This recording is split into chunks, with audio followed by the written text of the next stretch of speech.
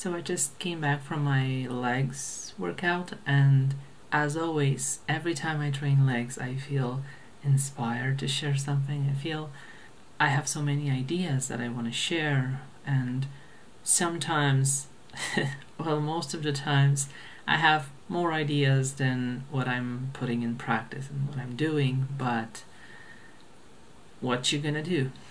Now, going back to training legs, I tried something different today, and I was thinking how easy it is to avoid a certain exercise just because it feels horrible, or how easy it is to say that we're not good at something, so we're not gonna try that thing, like we're not gonna do it. And most times we haven't figured out a way to work with our limitations, or with our fear of trying that thing.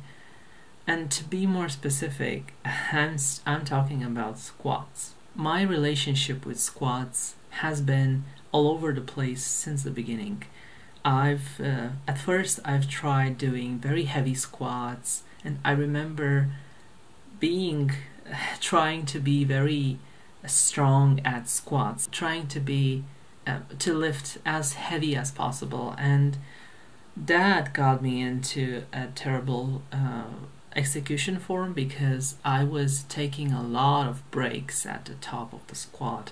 I was just sitting there and resting for 2-3 seconds before doing another rep, which was pretty horrible for muscle development. Obviously, I was very strong. I could do 90 kilograms for 2-3 reps, which is very strong for someone just starting out 2 years into training lifting for the first time in their lives, which it is considered heavy. And especially for women, we women are limited by testosterone and various other hormones that have different levels than in men, so we can't really lift as heavy given the same conditions.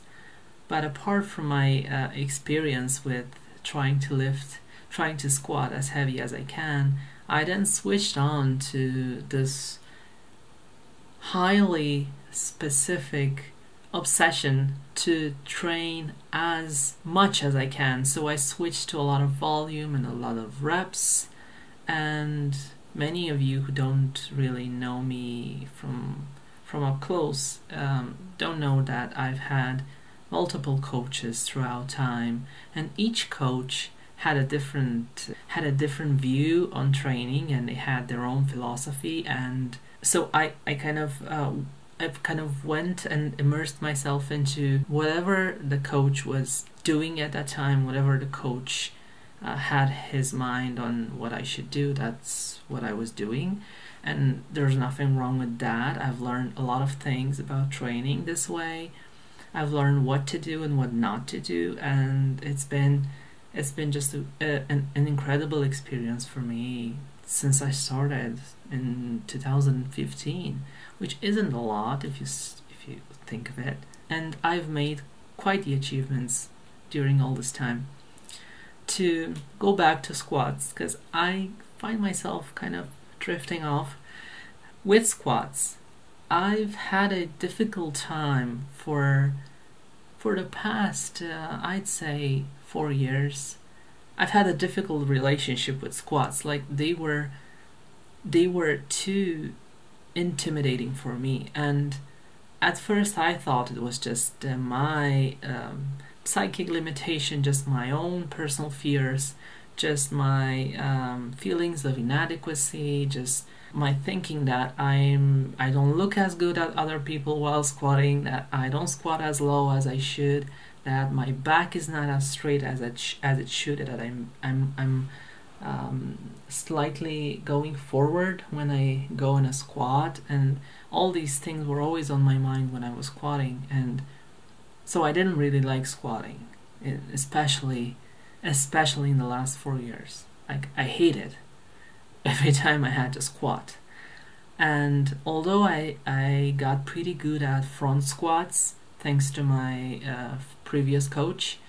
At some point, when I stopped training with him and I started training alone, I found myself hating squats. Not just hating squats, but not being able to go beyond that hate. So for a long time, over the past 2 years, I have avoided squats as much as possible. And if possible, I would just do front squats, or maybe I would just do Smith machine squats, only as a way to avoid the actual mental challenge that comes from barbell squatting.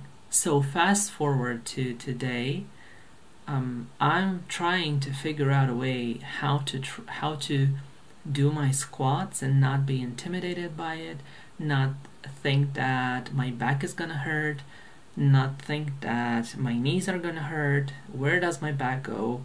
Where does my head go? Where do I squeeze my glutes? All these questions that, well, a beginner has, but maybe an advanced lifter shouldn't have.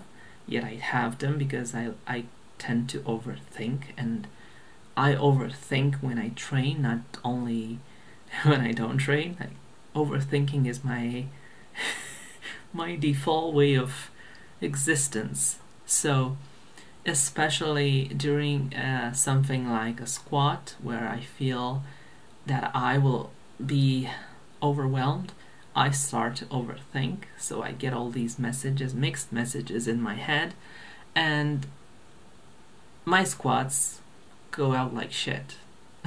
They look like shit.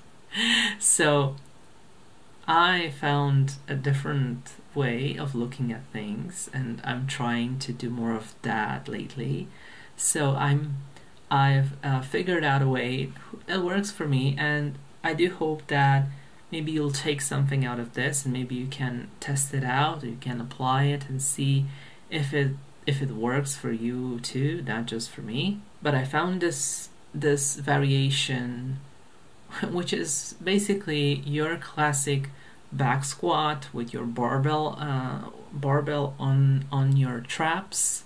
You can put it high trap or low trap, I don't care, and it doesn't really matter. But what matters is that you use something to guide you as you go down in the squat and as you go up.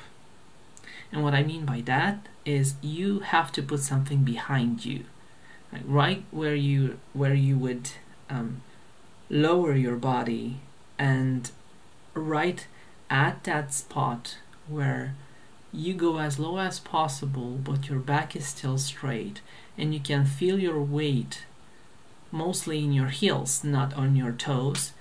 That's where you want to put your guidance, where you want to put either a bench, or I used this stepper, this very low stepper, and then I added 2 more plates on top of it to adjust it to exactly the height I needed. And I would suggest you do the same. The bench can be a bit too high, and I tried it at first and I noticed it was just like that was a partial rep for me. I can go lower than that. And then I brought in a stepper, and the stepper was too low. Like my back started to arch at the bottom of the squat, and I don't like that. That's not a good thing for me. And what I noticed, I put 2 very thick plates on top of the stepper, and it was a bit too high, so I removed one and I added a more thin plate, and that was perfect. So try and find your sweet spot where you can go as low as possible in a squat, and right when you're lowering yourself, you just slightly touch the surface with your glutes, and then you go back up. And you don't sit on it, you don't just rest on it at the bottom of the squat, but as you go up, you are going to feel more safe. And trust me on this, you are going to feel more safe. this is a nice variation. It's definitely my way of doing squats from now on, because this way I noticed that I could use a bit more a heavier weight, and without the stress and without the overthinking part, so I could really enjoy my squats. And I will definitely be doing more of that. I'm gonna put on screen exactly what I did, and you're gonna see it. You're gonna see my execution.